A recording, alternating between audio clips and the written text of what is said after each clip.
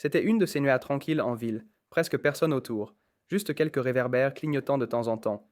Et puis, de nulle part, des agents censés servir et protéger se sont jetés sur lui comme des bêtes sauvages. Mais ils ne savaient pas qu'il n'était pas la proie, il l'était, et il venait de jouer avec un prédateur dangereux. Tony Miles, un homme noir dans la trentaine, se promenait. Rien de spécial, juste essayer de se vider la tête après une longue journée. L'air était frais, son souffle formait de petits nuages dans la nuit, et il avançait lentement, sans se presser d'aller nulle part. Puis, sans crier gare, il voit ses lumières bleues et rouges clignoter derrière lui. Une voiture de police s'arrête à côté de lui, et il espère qu'ils vont continuer leur chemin. Mais non. La voiture s'arrête juste à côté de lui, et deux flics en descendent, se dirigeant vers lui avec l'air de posséder la rue. Ils commencent à le regarder de haut en bas, se lançant un regard qui dit oui, ce type mijote quelque chose. Ils braquent une lampe torche directement sur son visage, sans même essayer d'être poli. Ils disent qu'il a l'air suspect, comme s'il y avait eu des problèmes dans le quartier. Tony est un peu confus, pensant qu'il ne fait que marcher, s'occupant de ses propres affaires. Mais il est clair qu'il ne se soucie pas de ce qu'il a à dire. Avant qu'il ne le sache, il l'attrape. Aucun avertissement, rien. Ils tordent ses bras derrière son dos et mettent une paire de menottes plus serrées qu'il ne le faudrait. Ils le poussent contre le côté de la voiture de patrouille, assez fort pour lui couper le souffle un instant. Il essaie de demander pourquoi ils font ça, mais ils ne prennent pas la peine de répondre. Ils le regardent juste comme s'ils aimaient ça, comme s'ils avaient tout le pouvoir. Ils le traînent à l'arrière de leur voiture et referment la porte avec fracas. Le siège est inconfortable et les menottes s'enfoncent dans ses poignets. Mais Tony s'assoit là, essayant de ne rien laisser paraître. Il ne va pas leur donner la satisfaction de le voir effrayé ou contrarié. Alors qu'il s'éloigne, il regarde la ville défiler à travers la fenêtre. Les néons, les restaurants de nuit, tout ça se brouille ensemble. Le moteur ronronne, vibrant à travers la voiture, mais Tony garde un visage impassible, sans laisser apparaître ce qu'il pense. Il sait que s'il montre ne serait-ce qu'un peu de colère ou de frustration, ils en profiteront. Mais à l'intérieur, son esprit tourne à 100 à l'heure. Il pense à quel point tout cela est injuste, comment ils l'ont arrêté juste parce qu'ils le pouvaient, et combien de fois des choses comme ça sont arrivées à des gens comme lui. Il sait que c'est un jeu de pouvoir et qu'il est en train de perdre. Mais il sait aussi qu'il ne peut pas réagir. Pas ici, pas maintenant.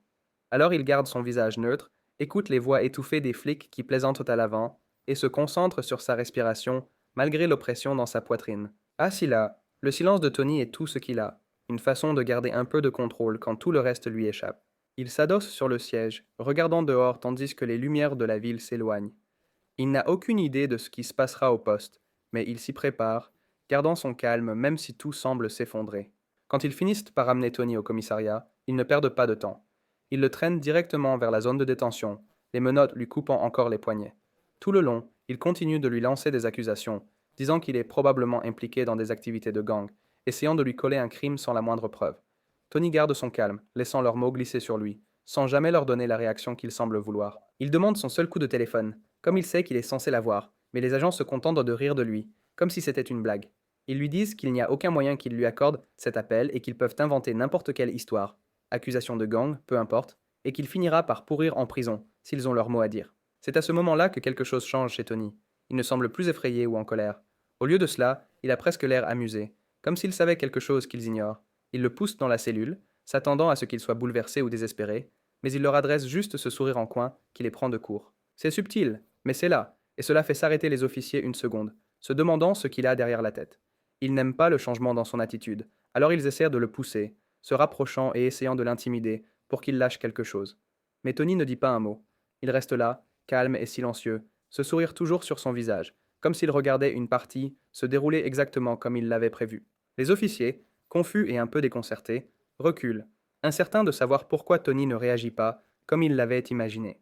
Alors que Tony s'installait dans les limites de la cellule de détention, l'atmosphère était lourde de tension.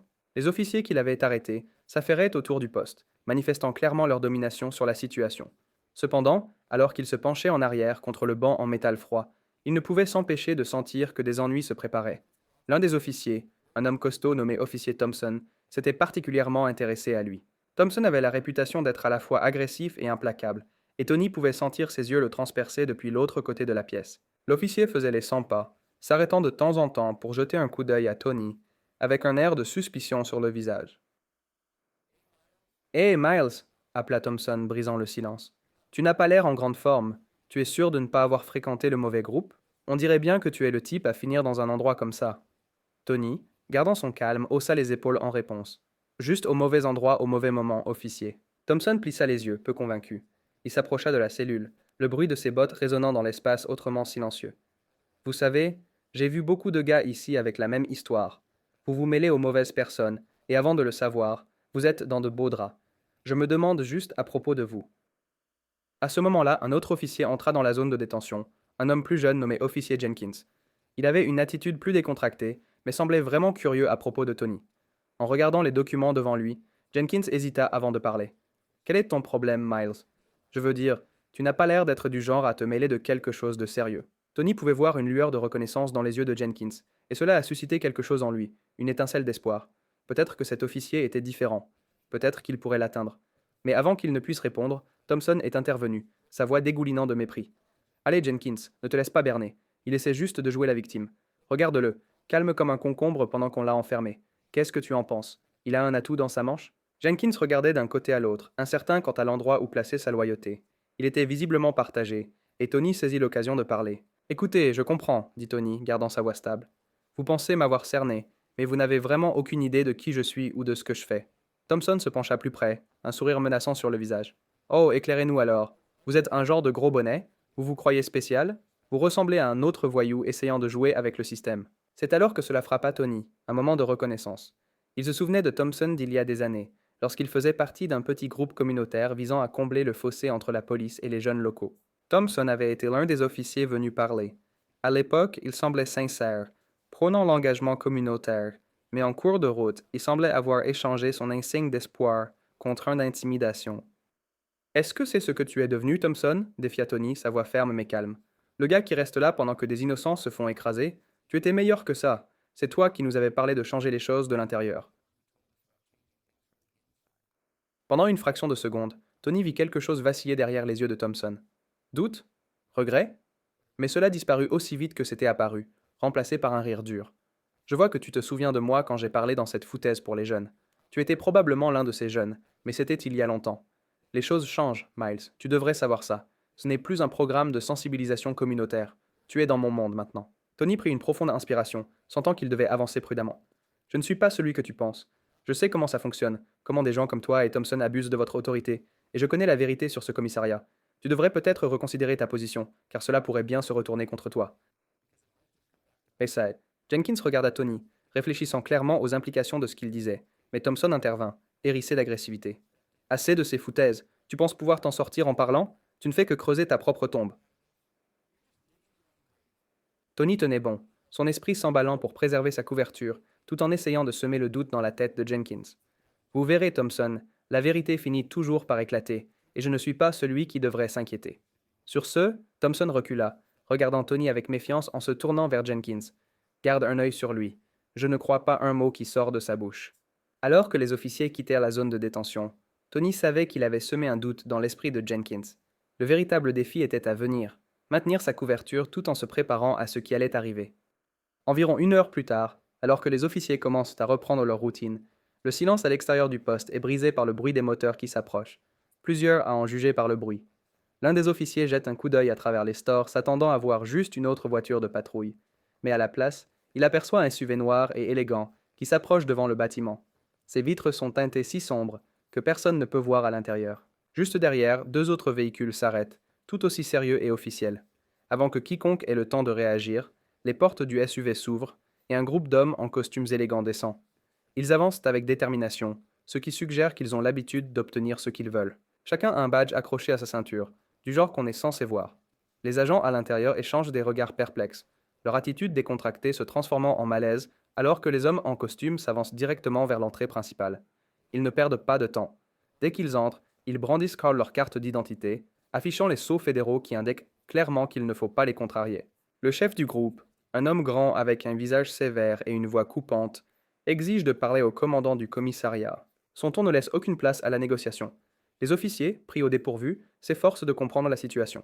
Une énergie nerveuse crépite dans l'air alors qu'ils essaient de comprendre ce que signifie cette intrusion soudaine. La facilité avec laquelle ils avaient géré Tony plus tôt a disparu depuis longtemps, remplacée par la confusion, et pour certains, un sentiment d'effroi croissant. Ils échangent des questions à voix basse. Qui sont ces types? Que veulent-ils?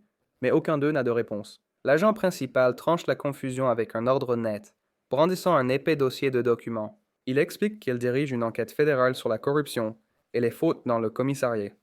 Il précise que ce n'est pas une petite affaire. C'est le genre de chose qui peut détruire des carrières et se terminer par des accusations graves. La salle devient silencieuse. Le poids de la situation s'installe. Les yeux de l'agent scrutent les agents devant lui, saisissant leurs regards nerveux et leurs pieds qui bougent. Il se penche en avant, sa voix basse et délibérée, et exige de savoir où Tony Miles est détenu. La mention du nom de Tony ne fait qu'accentuer leur confusion, et quelques agents ne peuvent s'empêcher de jeter un coup d'œil vers la zone de détention où Tony est encore enfermé. La présence de l'agent est comme un vent froid, soufflant à travers le poste, glaçant les restes de bravoure que les agents auraient pu avoir. Ils réalisent que ce n'est pas une simple visite fédérale de routine. C'est sérieux, et ils commencent à comprendre que Tony Miles n'est pas juste un type quelconque qu'ils ont ramassé dans la rue. La tension s'épaissit à mesure que la réalité de la situation commence à s'imposer, laissant les officiers s'efforcer de comprendre comment ils se sont retrouvés du mauvais côté d'une descente fédérale. Avec la station maintenant en effervescence en raison de la présence des agents fédéraux, Tony Miles se tient dans la cellule de détention, observant les hommes en costume prendre le contrôle. C'est un retournement complet de la situation d'il y a à peine une heure, lorsqu'il était celui que l'on bousculait et menaçait. Maintenant, ces mêmes officiers qui se moquaient de lui se tiennent en retrait, l'air pâle et incertain, incertain de leur avenir. Alors que les agents escortent Tony hors de la cellule, il s'arrête sur le seuil, se retournant pour faire face aux officiers. Tandis que Tony se tient dans l'embrasure de la porte de la cellule de détention, il scrute la pièce, remarquant les expressions stupéfaites sur les visages des officiers. Il prend une profonde inspiration, laissant la tension dans l'air s'installer autour de lui, telle une lourdeur avant de parler, un sourire confiant aux lèvres. Messieurs, commence-t-il, sa voix ferme et claire, il semble que vous m'ayez pris pour quelqu'un que vous pourriez simplement intimider. Permettez-moi de me présenter correctement. Je ne m'appelle pas Tony Miles, je suis Matt Kepner. Les officiers échangent des regards confus. Leur bravade s'estompe. Matt continue, son ton un mélange d'autorité et de légèreté. Je suis un haut fonctionnaire du gouvernement fédéral, et je travaille sous couverture pour exposer la corruption et le racisme dans des commissariats comme celui-ci. Surprise? Quelques agents reculent, visiblement troublés. Matt savoure le moment, prenant son temps pour continuer. Vous voyez, pendant que vous étiez occupé à me malmener et à lancer des menaces, moi, je rassemblais des preuves contre vous et votre petite bande ici. Ces petites discussions amicales que vous aviez pour me coller les activités de gang sur le dos. Oui, je les ai enregistrées. Bien pratique à avoir en dossier. Un des officiers balbutie. Vous ne pouvez pas être sérieux. Matt rit, secouant la tête. Oh, je vous assure, je suis aussi sérieux qu'une crise cardiaque. Vous êtes tous relevés de vos fonctions aujourd'hui. Mon équipe va venir et prendre le relais du commissariat. Considérez cela comme votre lettre de licenciement. Il marque une pause, laisse cela s'imprégner, puis ajoute avec un sourire en coin. Et ne vous inquiétez pas, vous aurez tout le temps pour travailler sur vos CV, peut-être apprendre à tricoter ou quelque chose pendant que vous y êtes. L'atmosphère change. L'incrédulité est remplacée par la panique, alors que la réalité de ces mots s'installe. Un autre officier, essayant de reprendre un semblant de contrôle, s'exclame. Vous ne pouvez pas faire ça. Nous faisons juste notre travail. Ah, mais c'est là où vous vous trompez, répond Matt, sa voix dégoulinant de fausse sympathie. Vos emplois consistaient à harceler des innocents et à abuser de votre pouvoir. Ce n'est pas exactement le genre de travail que je peux approuver. Mais ne vous inquiétez pas, je m'assurerai que vous ayez tout ce dont vous avez besoin pour avancer. Formation professionnelle, conseil, peut-être un bon entretien de sortie. Alors que les agents derrière lui s'avancent, prêts à prendre le relais, Matt lève la main pour les arrêter momentanément. Juste une chose de plus, les gars, ajoute-t-il en regardant chaque officier dans les yeux. J'espère que vous prendrez tous le temps de réfléchir à vos actions. Vous aviez la chance de protéger et servir, mais à la place, vous avez choisi d'intimider et de harceler. Et maintenant, vous allez affronter les conséquences. Il n'y a pas de colère dans sa voix, juste un ton calme et mesuré qui se propage dans le commissariat soudain silencieux. Il leur rappelle les menaces qu'ils ont proférées plus tôt, les promesses qu'ils ont lancées si facilement à propos d'inventer de fausses accusations et de le faire pourrir en prison. Il leur dit qu'ils devraient peut-être se regarder en face et réfléchir à quel genre d'hommes ils sont devenus. Les mots flottent dans l'air, lourds du poids de ce qui vient de se passer. Les officiers se déplacent inconfortablement, certains détournant le regard, d'autres fixant Tony avec un mélange de stupéfaction et de ressentiment. Mais ils savent tous que les choses ont changé. Leur sentiment de contrôle, la suffisance qu'ils affichaient auparavant, a disparu, remplacé par la peur de ce qui va suivre. Les agents, toujours aussi professionnels, commencent à parcourir le commissariat, prenant possession des bureaux, passant en revue les dossiers et interrogeant tout le monde en vue. Il est clair que le commissariat n'est plus sous contrôle local. L'enquête sur la corruption et les inconduites est en pleine progression, et on ne peut pas s'en cacher. Plusieurs officiers, qui étaient si confiants auparavant, sont maintenant mis à l'écart. Leur visage est pâle alors qu'on les emmène pour les interroger. Alors que Tony franchit la porte d'entrée du commissariat avec les agents fédéraux, il s'autorise un petit sourire satisfait. C'est la même expression qui a déconcerté les officiers plus tôt, mais maintenant elle a une signification différente. Il sait que la justice est enfin rendue et que ceux qui pensaient pouvoir abuser de leur pouvoir font face aux conséquences. Dehors, l'air de la nuit est frais et agréable contre sa peau, un contraste frappant avec l'atmosphère viciée à l'intérieur du poste. Il monte dans l'un des SUV noirs, la porte se refermant derrière lui avec un bruit sourd rassurant. Alors que le véhicule s'éloigne de la station, il jette un dernier regard en arrière, voyant les officiers être conduits dehors, la tête baissée. Mais même lorsque le SUV prend de la vitesse et que les lumières du commissariat s'estompent derrière lui, l'esprit de Tony se concentre déjà sur ce qui vient ensuite. Ce n'était pas la fin du chemin. Il y avait d'autres commissariats, d'autres endroits où la corruption prospérait encore. Il sait que le travail n'est pas terminé, mais pour ce soir, il peut ressentir un sentiment d'accomplissement. La justice a commencé à rattraper ceux qui se croyaient intouchables.